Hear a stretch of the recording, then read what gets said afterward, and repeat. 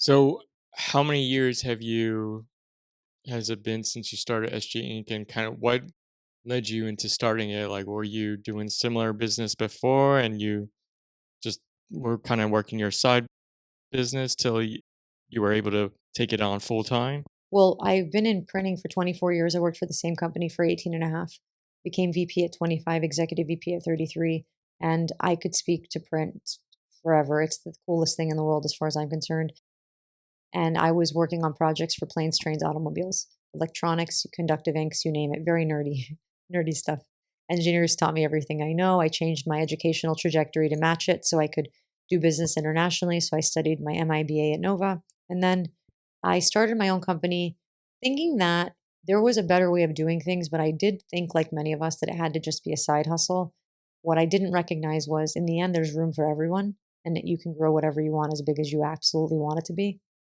I don't play small in any respect, so side hustle doesn't work for me. But I never intended to leave my company.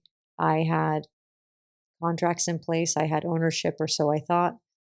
And so unfortunately, it led me down a path of undoing things that I believed to be factual or contractual, and they weren't. And then I bought a business in 2020. It was probably the wildest ride. It was right before COVID. I learned it was misrepresented financially. And then COVID. So you lose everything and then you lose everything again. Lost my house. My partner moved out with no notice, all the things. And that's actually what led me to uncover the program that Janelle teaches in Let's Go 180, or for us establishing rather, excuse me, Let's Go 180 through a course that Janelle was teaching. And so, two parts to answer the question. I knew everything I wanted to do could be done better. So that's what inspired me to go out on my own. And then when I think of independence, I don't think independence means isolation. Quite the opposite. I think independence means that I get to go at this life with my friends, with my community, with my interested parties. And I really felt like when you don't have a job that allows you to self lead, you can't actually flourish. You're always leading, but from a place of it's like they write the book, but you're reading it. You can't author your own book. And unfortunately, I don't mean that across the board at all. I just mean in my particular case, I couldn't have both. I couldn't have a legacy and work for them.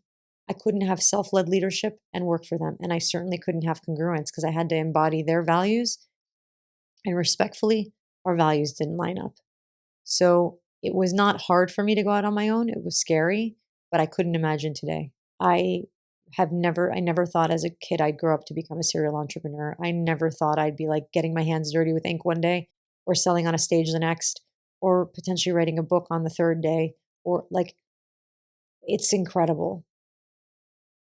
And the last thing I'll say with that is I think a lot of us in our jobs forget that we innately as humans are creatives, but we don't think about it because we don't use them. So we go to work and we do the thing we're told to do or we're paid to do. And then we come home and make dinner for your family, eat, shit, sleep, repeat, right? And I'm here to tell everyone that without a shadow of a doubt, every single human being on this planet's a creative.